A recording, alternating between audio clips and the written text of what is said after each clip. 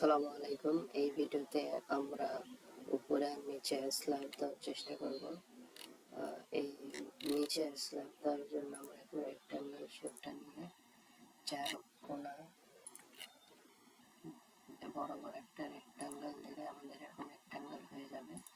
তারপর এখান থেকে আমরা সিলেক্ট টুলটা ইউজ করে এখানে ডবল ক্লিক করার পর মাউসের রাইট বাটন ক্লিক করে এখানে মেক গ্রুপ করে নেব।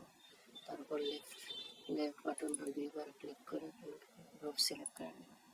তারপর পুশ পুল কমান্ড সিলেক্ট করে 12 ইঞ্চি থিকনেসের নিচে স্ল্যাব দিয়ে দেবো। এইভাবে আমাদের নিচে স্ল্যাব তৈরি হয়ে যাবে। এরপর স্কেপ বাটন প্রেস করে বাইর হয়ে যাব।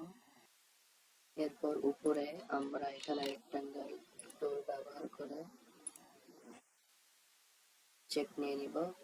তারপর উপরে এখানে ডবল ক্লিক করে এটা গ্রুপে নিয়ে নিব। গ্রুপে নেওয়ার পর পুশ পুল কমান্ড ইউজ করে গ্রুপে নিয়ে নিই। গ্রুপে নেওয়ার পর পুশ পুল কমান্ড ইউজ করে এখানে